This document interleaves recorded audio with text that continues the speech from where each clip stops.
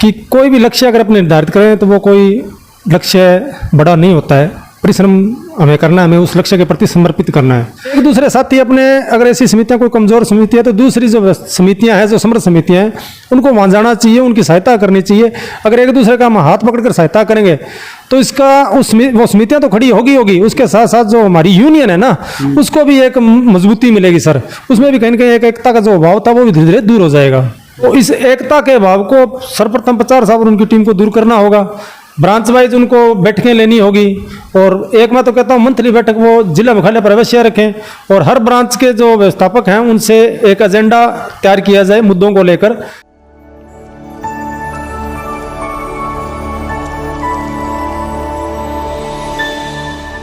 नमस्कार मित्रों, मैं इंदर कुक्कड़ और आप देख रहे हैं MW न्यूज़ मुखर वक्ता। जैसा कि आप जानते हैं कि हम आपको अनेक हस्तियों से रूबरू करवाते हैं, ऐसी शख्सियत से रूबरू करवाते हैं जिन्होंने समाज के अंदर एक अलग दिशा देने का प्रयास किया हो, लोगों को सकारात्मक दिशा की ओर लेके गए हों और युवाओं को मोटिवेट करने के लिए भरपूर प्रयास किए हों और कहीं ना कहीं उन्होंने सफलता भी हासिल की हो। उसी कड़ी में आज हम बात करेंगे। साधुसर ग्राम सेवा सहकारी समिति के अध्यक्ष प्रतिनिधि हैं, साथ में सलाहकार हैं, साथ में सहायक भी हैं शिव प्रकाश जी सारन, और उनके साथ में मौजूद हैं ओम प्रकाश जी वर्मा, व्यवस्थापक हैं, और इनसे वार्ता करेंगे और जानेंगे। शिव प्रकाश जी सारन एक ऐसा नाम है जिन्होंने अपने क्षेत्र के अंदर युवाओं के दिलों की धड़कन बने हुए हैं और किसान हित में लगातार प्रयास करते रहते हैं। इनके बारे में बात करें तो पिछले 2 साल से इस समिति के अंदर अपने विशेष रूप से सलाहकार के रूप में सेवाएं दे रहे हैं, और जानेंगे शिव प्रकाश जी से। तो सबसे पहले तो सारन साहब, आपका बहुत बहुत स्वागत है हमारे चैनल में।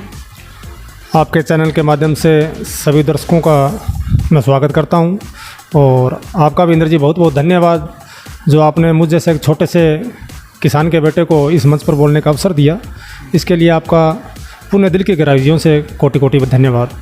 बहुत बहुत धन्यवाद। तो सारन जी, वैसे तो देखो आप कुछ काम ही ऐसे कर रहे हैं कि जिस वजह से हमें आपसे मिलना पड़ा और आपको इंटरव्यू आपका लेना पड़ा। तो सारन साहब, सबसे पहले हम जानना चाहेंगे आपके बारे में ही, आपकी ज़बानी, क्योंकि मेरे पास में व्यक्तिगत रूप से, जैसे अभी आप यूनियन में भी जुड़े हैं, ज़िले के जो व्यवस्थापक बंधु हैं उन्होंने भी मेरे को फ़ोन करके विशेष रूप से पूछा कि ये शिव भाई साहब कौन है, क्या है, चीज़ क्या है। तो आप अपने बारे में थोड़ा सा अपनी ज़बानी थोड़ा दर्शकों को बताएं कि आपके विशेष रूप से पहचान क्या है। ऐसा इंद्र जी, यहीं का मैं साधुसर क्षेत्र का ही हूँ, लोकल का ही रहने वाला हूँ। एक किसान परिवार में जन्म हुआ है मेरा, और जो मेरा सहकारिता को लेकर जो इंटरेस्ट था वो बचपन से ही है, जो कृषि कार्यों को लेकर है। और मैं हमेशा बचपन से ही खेतीबाड़ी की तरफ मेरा हमेशा ध्यान रहा है। और पिछले 2 साल से मैं साधुसर ग्राम सेवा सहकारी समिति के साथ जुड़ा हूँ, एक सहायक सलाहकार के रूप में हूँ ओम जी के साथ। और जो भी समिति के अंदर कोई भी दिक्कत या परेशानी आ रही है तो उसको लेकर हम बैठकर कोई समस्या का जैसे भी निराकरण हो करते हैं। इसके साथ साथ जो आपने बोला भी अध्यक्ष प्रतिनिधि के रूप में, तो वो तो इंद्र जी ऐसा है, बड़े भैया को गांववासियों ने आशीर्वाद दिया, समिति से जुड़े हुए किसान भाइयों ने आशीर्वाद दिया, उनमें विश्वास जताया, और एक निर्विरोध निर्वाचन उनका हुआ। और अभी तक की अगर मैं बात करूँ तो समस्त संचालक मंडल की टीम जो है वो पूरी तरह से समिति हित में अपने आप को समर्पित करते हुए कार्य योजनाओं को अंतिम रूप दे रही है। और इसके साथ साथ जो मेरा कार्य क्षेत्र है वो वही है भी, मेरी जो प्रायोरिटी रहती है वो पहले किसान है। इसी लक्ष्य को लेकर मैं हमेशा आगे बढ़ता रहता हूँ भी किसान को कोई अगर समस्या आती है, क्योंकि किसान देखो सहकारिता का एक सबसे बड़ा अंग है सर। और वैसे भी हमने बचपन से ही पढ़ा है भी हमारा देश एक कृषि प्रधान देश है और किसान को अन्नदाता का रूप दिया गया है। तो निश्चित रूप से मैं तो मेरे किसान को एक भगवान का रूप मानता हूँ, और जितना मुझसे होता है, चाहे वो हमारी समिति से जुड़े हुए कोई कार्य है या कोई समस्या है या कोई बैंक से जुड़ी हुई किसान की समस्या है, तो उसको मैं भली भांति निष्कोच होकर उठाता रहता हूँ। उसमें मुझे कोई परहेज मैं नहीं करता हूँ। और कभी भी मैंने मेरी ज़िंदगी के अंदर पॉलिटिक्स को, किसानी को लेकर पॉलिटिक्स को हावी नहीं होने दिया है। ठीक है, राजनीति करना कोई बुरी चीज़ नहीं है, लेकिन राजनीति की भी एक क्षेत्र होना चाहिए, एक उसका भी क्रिएट एरिया होना चाहिए। कुछ ऐसे मुद्दे हैं, कुछ ऐसी सिस्टम, ऐसी संस्थाएं होती है कि हमें विशेष रूप से उनको राजनीति से थोड़ा दूर रखना चाहिए, और जो संस्था की कार्यशैली है उसी हिसाब से अगर हम काम करें सबको साथ लेकर, तो निश्चित तौर पर उस संस्था का विकास होगा, इसमें कोई शक नहीं है। और इन सब चीज़ों को ध्यान में रखते हुए मेरी यही कोशिश रहती है, मेरा यही लक्ष्य रहता है कि भी जितना भी हो सके हमारी सादुलसर ग्राम सेवा सहकारी समिति के अंदर मैं समर्पित होकर कार्य करूं और एकता के साथ कार्य करूं। मेरी वजह से किसी को कोई दिक्कत आए, ऐसा कार्य करना मेरी फितरत में नहीं है सर। बहुत अच्छी बात है सारंग साहब। तो ये जो आपके जो विचार हैं, जैसे आपको संस्कारों की देन है या कोई विशेष रूप से कोई ऐसी कोई जीवन में कोई घटना घटित हुई उस वजह से है, क्या कारण क्या है उसका? नहीं सर, ऐसा कुछ भी कारण नहीं है। आपके चैनल के माध्यम से मैं बता देता हूँ, एक सार्वजनिक करना भी ज़रूरी है कि कोई भी लक्ष्य अगर अपने निर्धारित करें तो वो कोई लक्ष्य बड़ा नहीं होता है। परिश्रम हमें करना है, हमें उस लक्ष्य के प्रति समर्पित करना है। तो मेरे साथ भी एक ऐसा ही वाक़या हुआ। मेरे पास भी कोई ज़्यादा ज़मीन जायदाद वाला को, मैं बड़ा धनी किसान का बेटा नहीं हूँ, नॉर्मल किसान हूँ। और हमारे खेत के पास ही हमारे परिवारजन का खेत है, चौधरी साहब श्री दिलीप जी सारण का। आजकल वो बांसवाड़ा और जयपुर के अंदर मार्बल के अंदर अच्छा अपना नाम कमा रहे हैं, तो हमारे समाज को भी उन पर गर्व है और काफ़ी समाज हित में उन्हें कार्य कर भी रहे हैं। और अभी जो आपने संस्था में देखा है बाहर वाटर कूलर लगा हुआ है ठंडे पानी का, तो वो श्रीमान दिलीप जी सारण ने ही समर्पित किया है इस संस्था को, तो उनको हम धन्यवाद भी देते हैं। तो जब भी वो आते हैं समिति में, जयपुर से जब भी आना होता है तो वो एक बार समिति में आते ही आते हैं, और उनका मोटिवेट करने का जो तरीका है, उनके जो मार्गदर्शन है, उन्हीं के कदमों पर मेरे चलने का हमेशा रहता है। तो जब उन्होंने अपने खेत के अंदर एक बार किन्नू का बाग लगाया थे, शायद 80-82 की बात होगी, जब मेरा तो जन्म ही नहीं हुआ था, तो बुजुर्ग कहते हैं भी पूरी तरह रेत के टिल्ले थे और उनमें उन्होंने बाग लगाकर और एक नया नवाचार इस क्षेत्र में किया था। उस टाइम में हमारे यहाँ गंगानगरी किन्नू वगैरह ऐसा कुछ था नहीं, पानी की भी भाखड़ा के अंदर काफ़ी किल्लत रहती है। तो उस नवाचार को जब उन्होंने किया तो बहुत से हमारे जो ग्रामवासी हैं, किसान भाई, उन पर हंसे भी, कहे यार ये तो पंजाब की खेती है, ये किन्नू वगैरह ये पंजाब में पानी वाली जगह होते हैं, राजस्थान में कहाँ लगा दिया। और आज वही किन्नू का बाग सर लाखों रुपए कमा रहा है और उनका पूरा खेत आज किन्नू से लबालब है। उनके किन्नू लगाने के पीछे पीछे उन्होंने जो पड़ोसी के जो खेत थे ना इंद्र जी, उनको भी उन्होंने मोटिवेट किया भी कुछ आप भी लगाइए। तो जिन्होंने उनके मार्गदर्शन को माना, अपने जीवन में अपनाया, तो वो भी आज समृद्ध है। तो कहीं ना कहीं उन्हीं को देखकर मैंने भी वही चीज़ की, मैं भी उनसे मिला भी मुझे भी 2 बीघा 4 बीघा बाग लगाना है, तो मुझे बताइए चाचा श्री जी वो उसको कैसे किया जाए, क्या किया जाए। तो उन्होंने इतना मुझे मोटिवेट किया। और अभी जब भी मैं कोई समस्या या कोई ऐसा चीज़ आती है तो मैं हमेशा उनसे मार्गदर्शन मांगता रहता हूँ, और काफ़ी अच्छी उनको सहकारिता को लेकर भी नॉलेज है। तो इंद्र जी, मेरा कहने का मतलब ये भी व्यवस्थापक गण को भी, हमारी जो समितियों से जुड़े हैं उनको भी ये, उनकी ये कोशिश रहनी चाहिए भी जहाँ भी दिक्कत आती है तो कोई ज़रूरी नहीं है कि किसी डिपार्टमेंटली इंसान से ही पूछा जाए या किसी विभाग वाले से ही पूछा जाए। आप ग्रामवासी से भी पूछ सकते हो, आप प्रगति किसान से भी संपर्क कर सकते हो, क्योंकि ये सहकारिता जो समितियाँ हैं ना, ये कहीं न कहीं किसानी ही संस्था है और इनके बारे में हमसे ज़्यादा भली भांति क्षेत्र का किसान जानता है सर। तो कभी समस्याएं आती है तो उनसे आप रूबरू होइए, उनके साथ शेयर कीजिए, तो उनका निराकरण होता है। बिल्कुल सत्य वचन है जी एकदम, क्योंकि कहते हैं भी अगर हम कोशिश नहीं करेंगे तो कोई भी सफलता कैसे मिलेगी। कहा भी गया है कि हिम्मत मर्दा मदद खुदा। अगर हम हिम्मत करेंगे, खुदा तो मदद तभी करेंगे जब हम हिम्मत करेंगे। तो सारंग साहब, अब अपनी बात करेंगे अपनी जो सादुलसर ग्राम सेवा सहकारी समिति है इसके बारे में। आज की तारीख में अगर अपने बात करें कि ये जो समिति है किस कंडीशन में है और इसको आगे बढ़ाने में या जिस भी कंडीशन में है उसके अंदर किसका योगदान है, क्या कहना चाहोगे आप इस बारे में? बात सर अगर मैं मेरी समिति की करूं तो आज आर्थिक तौर पर जो हमारी सादुलसर ग्राम सेवा सहकारी समिति है वो अपने आप में समृद्ध है कार्य करने को लेकर, और अभी तक बजट या ऐसी चीज़ों को लेकर हमारे यहाँ कोई दिक्कत नहीं आई है। और इसके पीछे जो आज समिति जिस ढांचे में खड़ी है, जितनी मजबूती से खड़ी है, सबसे बड़ा हाथ जो हमारी समिति से जुड़े हुए किसान भाइयों का मैं मानूंगा भी, उनका बहुत बड़ा योगदान है इस संस्था को इतनी मजबूती प्रदान करने के लिए। और सबसे बड़ी बात है सर कि आज तक हमारी संस्था में कभी कोई चुनाव नहीं हुआ है संचालक मंडल को लेकर। ग्रामवासी बैठते हैं और निर्विरोध ही यहाँ पर संचालक मंडल हुआ है। इसके लिए तो मैं सभी ग्रामवासियों को हार्दिक बधाई देता हूँ। और इसके साथ साथ जो सर हमारी समिति के कर्मचारियों की अगर मैं बात करूं तो मौजूदा हमारे ओम जी वर्मा साहब है व्यवस्थापक साहब, इनकी कार्यशैली किसी से छुपी हुई नहीं है। बड़ी निष्ठा और बड़ी ईमानदारी के साथ पूरी तरह ये समर्पित रहते हैं। कई बार तो ये अवकाश के दिन भी समिति को खोलकर और समिति के जो पेंडिंग कार्य उनको निपटाने में लगे रहते हैं। तो इनकी ये भावना का ही परिणाम है कि यह समिति काफ़ी अच्छी मजबूत कंडीशन में खड़ी है। और इनसे पहले जो हमारे यहाँ काफ़ी लंबे समय तक सेवाएं दी अपने श्रीमान पन्नालाल जी यादव साहब ने, उनका भी हम बड़ा सम्मान करते हैं, बड़ा आदर करते हैं। और उनकी कार्यशैली भी ऐसी रही कि हमेशा ही उन्होंने समिति को बजट का कभी अभाव नहीं आने दिया। कभी उन्होंने खाद की बिक्री को बढ़ाया है या जो खाते जोड़ने के कार्य क्षेत्र था उसको कहीं कहीं बढ़ाया। तो समिति में फंड की कभी कोई दिक्कत नहीं आई है। और मौजूदा स्थिति की अगर मैं बात करूँ तो समिति अपने कार्य करने को लेकर काफ़ी मजबूत स्थिति में है। और इसी को ध्यान में रखते हुए हमने गत वर्ष समिति में थोड़ा बदलाव किया है सर।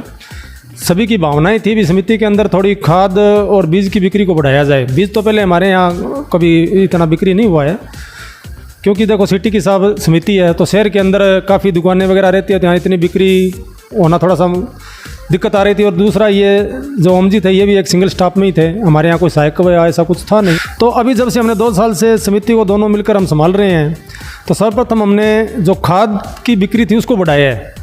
गत वर्ष की तुलना में काफ़ी हद तक हमने खाद की बिक्री को बढ़ा दिया है। और इसके साथ साथ पहली बार हम यहाँ पर गेहूँ का बीज, जो राजस्थान सरकार की बीज अनुदान योजना है, पीके अम्बाई वगैरह जो भी योजनाएं चल रही हैं उनके माध्यम से हमने प्रस्ताव देकर समिति का कृषि विभाग को और ये रिक्वेस्ट किया भी हमें भी अनुदान का बीज दिया जाए ताकि हम हमारी समिति किसानों को इस योजना का लाभ समय पर दे सकें। तो गेहूं का बीज हमने काफ़ी अच्छा वितरण किया और जो बीज लेकर गए उन किसानों भाइयों से हमने फीडबैक भी लिया है कि हमने जो बीज दिया उसका आपका क्या रिजल्ट रहा है, क्या उत्पादन रहा है। तो फीडबैक काफ़ी अच्छा रहा है, उत्पादन भी ठीक है। उसी को ध्यान में रखते हुए हमने अभी भविष्य के अंदर जो मौजूदा अपना फसली चक्कर चल रहा है खरीफ की बुआई का, इसके अंदर भी हमने सोचा भी मूंग और गुआर जो है उसको भी कहीं न कहीं अपने पूछताछ करें और इस बीज को लाएं। तो मूंग का हो सकता है कि सब्सिडी के ऊपर यहाँ सालुसर ग्राम सेवा सहकारी समिति में जल्दी बीज उपलब्ध हो जाए। और इसी तरह अगर अच्छा कंपनी का बढ़िया अगर बीज हमें लगा तो हम निश्चित तौर पर किसान भाइयों को आपके चैनल के माध्यम से कहता हूँ कि सालुसर ग्राम सेवा सहकारी समिति के अंदर आपको मूंग और गुआर का बेहतरीन बीज देने का हम काम करेंगे। और दूसरा सर एक हमारा ड्रीम प्रोजेक्ट है, उसका भी मैं थोड़ा सा आपके चैनल के ऊपर ज़रूरी हो गया कि उसका जिक्र किया जाए और काफ़ी चर्चा भी उसकी हो रही है। वो ड्रीम प्रोजेक्ट हमारा सर समिति हितों को ध्यान में रखते हुए और बड़ी ईमानदारी से हम उस प्लान को तैयार कर रहे हैं। फूड प्रोसेसिंग प्लांट हमारे क्षेत्र में लगाने का हमारा एक सपना है। जैसे अभी मैं बात कर लूँ भी अपने श्री गंगानगर जिले की घुमड़ूवाड़ी ग्राम सेवा सहकारी समिति की, उन्होंने क्या किया सर, जो अन्न भंडारण की जो योजना थी केंद्र सरकार की, उसके अंदर टॉप जो 11 समितियाँ देश की आई है उनमें घुमड़ूवाड़ी का नाम आया और उन्होंने बहुत सुंदर बहुत ही भव्य प्रोजेक्ट वहाँ निर्माण किया होगा, आपने शायद देखा भी होगा। तो उसके लिए भी मैं हमारी सालुसर ग्राम सेवा सहकारी समिति की तरफ से घुमड़ूवाड़ी ग्राम सेवा सहकारी समिति के अध्यक्ष, समस्त संचालक मंडल और वहाँ के व्यवस्थापक को बधाई देता हूँ। और उस समिति से हमें भी बहुत कुछ सीखने को मिल रहा है, मोटिवेट होने का मौका भी मिल रहा है।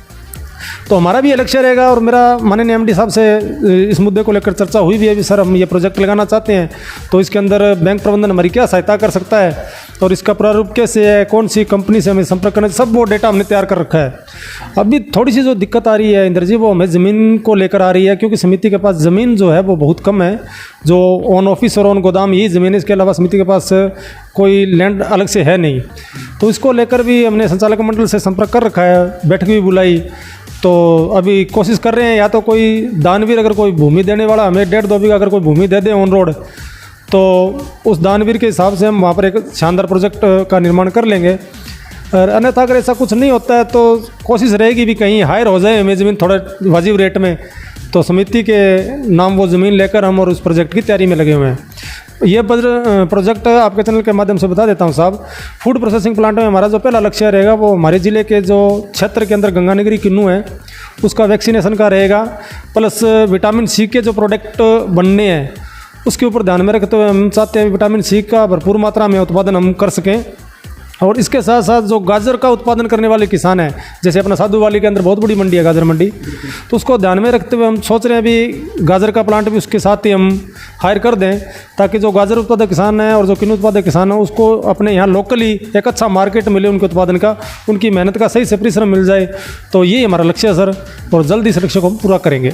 बहुत अच्छी बात है सारन साहब कि आप समिति हित के लिए इतना सोच रहे हैं और करने का प्रयास कर रहे हैं। मुखर वक्ता की ओर से भी आपको शुभकामनाएं अग्रिम के मतलब आपका जो ड्रीम प्रोजेक्ट है वो पूरा हो। और हम अपील भी करेंगे कि गाँव वासियों को, जो यहाँ के जो निवासी हैं आसपास, आपको ज़मीन मिले और दानदाता की ओर से मिले तो बहुत अच्छी बात है, नहीं तो वाजिब रेट पर मिले, बहुत शानदार बात है। अब बात करेंगे सारन साहब आप जैसे अपने यूनियन की। आज अभी पिछले दिनों जैसे आप यूनियन से जुड़े भी हुए हैं और पिछले दिनों यूनियन की मीटिंग हुई, उसके अंदर पहले जिलाध्यक्ष बनाया, अगली मीटिंग में एमडी से मिले, एमडी साहब से डिमांड की। जो मुख्य समस्या जो ब्याज को लेकर थी वो कहीं ना कहीं अनेक समितियों को जैसे ब्याज मिला तो 1.5 लाख रुपये एमडी साहब की ओर से एक राहत, एक तोहफा मान लीजिए, वो दिया गया। क्या कहना चाहेंगे आप इस बारे में, यूनियन के बारे में? और जो 1.5 लाख रुपए जैसे समितियों को मिले हैं, बहुत सारी समितियों के हालात बहुत ख़राब थे, बहुत दयनीय स्थिति थी कि आर्थिक रूप से कमज़ोर व्यवस्थापक पिछले 2-2 साल से वेतन नहीं ले पा रहा था। क्या कहना चाहेंगे आप यूनियन के बारे में और समितियों के बारे में? सर्वप्रथम तो इंद्र जी, मैं आपके चैनल के माध्यम से जो हमारी व्यवस्थापक यूनियन की नवनिर्वाचित टीम है, अध्यक्ष महोदय जसवंत जी बचार साहब और उनकी समस्त टीम को मैं सादुलसर ग्राम सेवा सहकारी समिति की तरफ से हार्दिक शुभकामनाएं और उज्ज्वल भविष्य की बधाई देता हूं। और इसके साथ साथ सर, बैंक प्रबंधन द्वारा जो एक राहत भरा कदम उठाया गया है वो यूनियन के प्रस्ताव के ऊपर ही उन्होंने ये कदम उठाया है, तो मैं यूनियन को भी बधाई दूंगा कि जो आर्थिक रूप से जो कमज़ोर समितियां थी उनमें बहुत विकट समस्या आ गई थी फंड को लेकर। यहाँ तक कि जो स्टाफ था उनकी सैलरी भी वहाँ नहीं निकल पा रही थी, 4-6 महीने से वो बेचारे बिना सैलरी के वहाँ काम कर रहे थे। तो ज़रूरी भी था कि कुछ सहायता कहीं से उनको उपलब्ध हो तो कार्य क्षेत्र को थोड़ा आगे बढ़ाया जा सके। तो बैंक प्रबंधन और माननीय एमडी साहब का भी मैं धन्यवाद दूंगा कि उन्होंने उस चीज़ को समझा, उस दर्द को समितियों के उन्होंने समझकर ये फैसला लिया भी 1.5 लाख रुपया उन्होंने एक ऑन फंड उनको दिया है सहायता के रूप में। लेकिन इंद्र जी, इसके साथ साथ मैं एक चीज़ मेरे जहन में ये भी है कि आखिर हमें ज़रूरत क्यों पड़ रही है 1.5 लाख रुपये या ऐसा कुछ कदम या ऐसे कुछ मुद्दे बैंक के सामने ले जाने की? इसके पीछे वजह क्या और ज़रूरत ही क्यों पड़ रही है? आप जब संस्था के अंदर बैठे हो, संस्था के देखिए सर, आज संस्था का संचालन करना मैं मानता हूँ बिल्कुल हार्ड है। सबसे बड़ी दुविधा जो आ रही है, कई जगह कई समितियों में मैंने देखा है, वो व्यवस्थापक और जो मौजूदा संचालक मंडल है उसके कहीं न कहीं तालमेल के अंदर दिक्कतें पैदा हो रही है। तो इन चीज़ों को दूर करना भी व्यवस्थापक को ही करना पड़ेगा, क्योंकि देखो साहब, व्यवस्थापक जो है वो समिति का बहुत ही बड़ा एक अंग है। बिल्कुल, व्यवस्थापक को खुद को एक समझना पड़ेगा। मैं बार बार इस चीज़ को जोड़ देता हूँ। अभी हमारी पीछे गुड़गांव के अंदर भी जो मीटिंग हुई थी, इफ़को जो संस्था है हमारी किसानों की, उसमें मैं भी शामिल हुआ था। तो वहाँ पर भी बहुत से सवाल उठा रहे थे, तो किसी एक ने वहाँ पूछ लिया था, इफ़को कोई बहुत बड़े पदाधिकारी थे, व्यवस्थापक का मतलब क्या है समिति में, व्यवस्थापक पद बना क्यों है? तो कोई बोल ही नहीं पा रहा था, जबकि वो मौजूदा व्यवस्थापक बैठे थे, बहुत काफ़ी व्यवस्थापक थे। तो किसी के विचार नहीं आ रहे थे भी व्यवस्थापक है क्या, भी इस पद की कार्य क्षेत्र क्या है क्या नहीं है। कोई बोल रहा है जी ब्याज और लोन देने के लिए व्यवस्थापक बना हुआ है, कोई बोल रहा है जी खाद बीज बेचने के लिए व्यवस्थापक बना हुआ है। लेकिन मैं अपने मुंह से बड़ी बात तो नहीं कहूँगा। जब मेरी बारी आई तो मैंने विचार किया, सर व्यवस्थापक का जो एक पद है वो उस संस्था का CEO होता है। जैसे कंपनियों में CEO होता है, टाटा कंपनी के अंदर भी CEO है, उसी प्रकार व्यवस्थापक एक CEO पद है संस्था का। उस संस्था को आगे बढ़ाने का, उस संस्था के अंदर नया क्या किया जा सकता है, उसके कार्य क्षेत्र को आगे बढ़ाना, ये काम हमारे व्यवस्थापक का होता है। अब अगर कोई व्यवस्थापक नई एनर्जी के साथ, नई ऊर्जा के साथ अगर काम करेगा, भले ही वहाँ फंड नहीं है, फंड की दिक्कत है, लेकिन आप एक प्रोजेक्ट तो बना सकते हो कागज़ों के अंदर। उस प्रोजेक्ट को बनाइए, संचालक मंडल को बिठाइए, संचालक मंडल आपकी बात आधी अधूरी रख रहा है या कुछ मान रहा है, कुछ मुद्दे नहीं मान रहे, उस इशू को दूर किया जा सकता है। आप अन्य जो किसान जो समिति से जुड़े हैं वो भी एक सदस्य है, उन किसानों को रखिए, आम सभा की बैठक बुलाइए, भी ये प्रस्ताव है, अपने ये चीज़ कर रहे हैं। आज देखो आप, कृषि यंत्र जो हायर सेंटर है, ये एक बहुत ही अच्छा राज्य सरकार का है, प्रोजेक्ट है, इसको भी लिया जा सकता है। कोई बड़े फंड की इसमें वो नहीं है, इसमें बैंक अच्छी खासी अपनी मदद भी कर रहा है, सब्सिडी भी आ रही है। दूसरा, जन औषधि केंद्र भी सरकार दे रही है।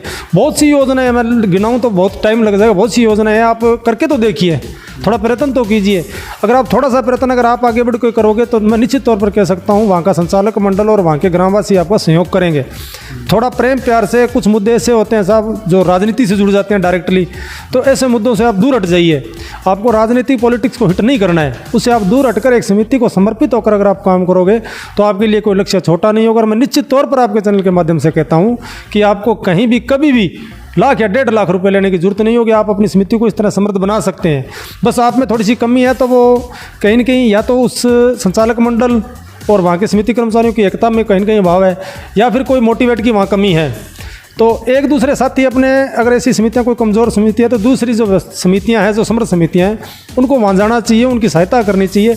अगर एक दूसरे का हम हाथ पकड़कर सहायता करेंगे तो इसका वो समितियाँ तो खड़ी होगी, उसके साथ साथ जो हमारी यूनियन है ना, उसको भी एक मजबूती मिलेगी सर।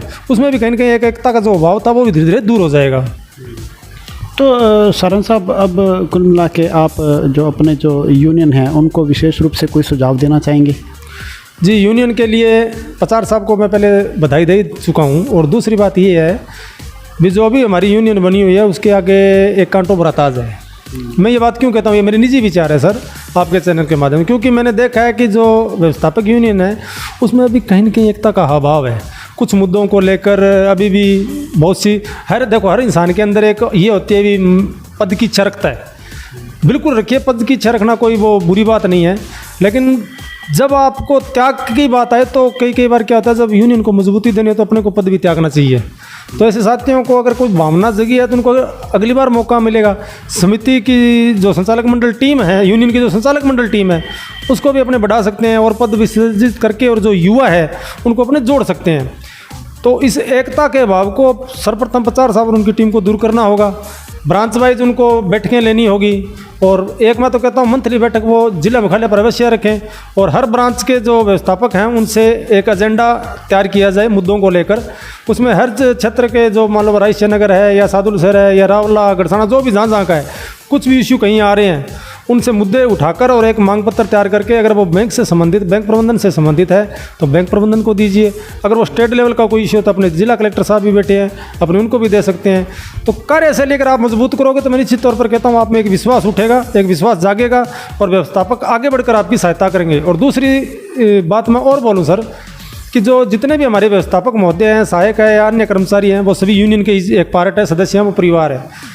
तो देखिए, कोई भी संगठन अगर अपने को चलाना है तो उसके अंदर आर्थिक सहायता देना बहुत ज़रूरी है, क्योंकि संगठन बिना आर्थिक और बिना एकता के नहीं चलता है। अकेली एकता रखोगे और आर्थिक सहयोग नहीं करोगे तो भी संगठन चलने वाला नहीं है। तो जब भी अपनी कोई जिला लेवल की बैठक होती है या अपनी स्टेट लेवल की कहीं बैठक होती है, उसमें अगर किसी को जाने की ज़रूरत पड़ती है, अपनी टीम को जाने की ज़रूरत पड़ती है, तो निश्चित तौर पर सामूहिक एक फंड तैयार कीजिए और उस फंड में से वो पैसा ट्रांसफ़र अपना करके और ऐसी व्यवस्था अपने को यहाँ खड़ी करनी होगी। अगर ऐसी व्यवस्था अपने खड़ी कर लेंगे तो किसी एक इंसान के जेब से पैसा नहीं लगेगा और एक रूप से वो एक तरह का रूप वो हो जाएगा भी एकता जो है ना वो बढ़कर आगे आएगी और यूनियन अपनी मजबूती की ओर बढ़ेगी। तो सारन साहब, इसके अलावा अपने साथ में ओम जी वर्मा व्यवस्थापक भी मौजूद हैं, इनसे भी वार्ता करेंगे। तो सबसे पहले ओम जी, आपका बहुत बहुत स्वागत है हमारे चैनल। बहुत बहुत स्वागत है आपका भी। आप बहुत बहुत धन्यवाद जी, आपके चैनल के द्वारा हमारे को बोलने का मौका मिला है और बहुत बहुत धन्यवाद। तो ओम जी, क्या कहना चाहेंगे आप यूनियन के बारे में, या जैसे ऑनलाइन प्रक्रिया जैसे अभी चालू हो रही है, लगातार काम चल रहा है, क्या कहना चाहेंगे इस बारे में? अभी तक जो यूनियन नई बनी है, आगे आगे धीरे धीरे अपने स्टेप वाइज वो अपने आप काम करेंगे, मोटिवेट करेंगे, जैसे भी है चलेगा काम। और दूसरी बात है ऑनलाइन प्रक्रिया, ये सेंटर लेवल का मामला है। सेंटर की समस्याएं हैं वो धीरे धीरे सोल्व होती है। बैंक तो बहुत सहयोग कर रहा है, सरकारें बहुत सहयोग करेंगे, लेकिन लंबी प्रक्रिया है, इसलिए थोड़ा काम जो ERP पे चल रहा है वो स्लो चल रहा है।